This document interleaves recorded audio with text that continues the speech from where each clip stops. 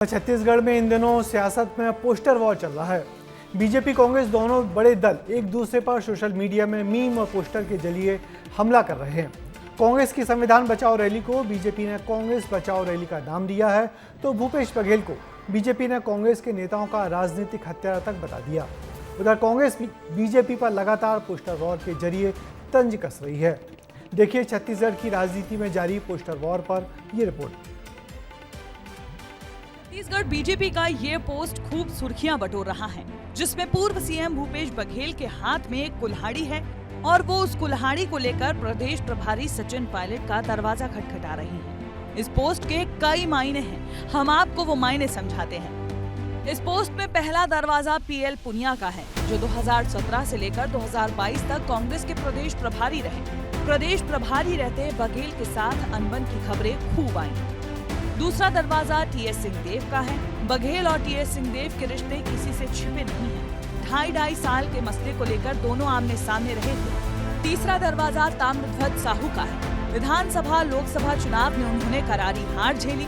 इसके बाद ताम्रध्वज साहू का करियर समाप्ति की ओर है। चौथा दरवाजा सचिन पायलट का है और जानकारों के मुताबिक बघेल और सचिन पायलट में अनबन की भी खबर है। बीजेपी ने इस पोस्ट के जरिए भूपेश बघेल पर राजनीतिक हत्या करने का आरोप लगाया।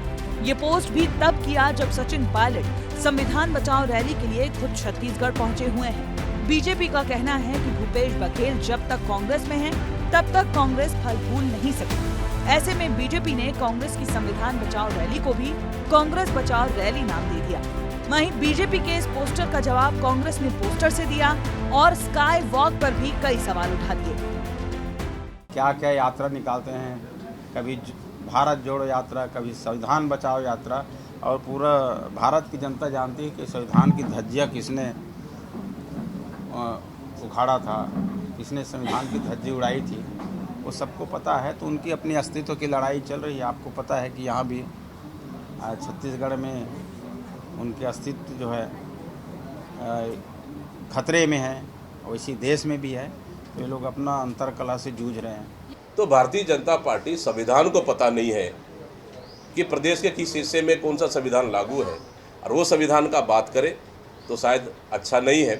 देखिए, कांग्रेस का शानदार कार्यक्रम को देखते हुए कहीं न कहीं भारतीय जनता पार्टी के पेट में दर्द है और कहीं न कहीं भौखलाई हुई है। बहरहाल बीजेपी और कांग्रेस लगातार अलग अलग मुद्दों पर पोस्टर और वीडियो बनाकर एक दूसरे को सोशल मीडिया के जरिए खूब निशाना बनाते हैं। अब देखना यह है कि आने वाले समय में इसका सूबे की सियासत पर कितना असर पड़ता है। रायपुर से घोमन साहू की रिपोर्ट। उधर छत्तीसगढ़ में बीजेपी कांग्रेस के बीच इस तरह पोस्टर वॉर नया नहीं है। हर कुछ दिनों में दोनों दल एक दूसरे के वरिष्ठ नेता पर इसी तरीके से तंज कसने लगते हैं, या ये कहें कि एक दूसरे की खिल्ली उड़ाते हैं।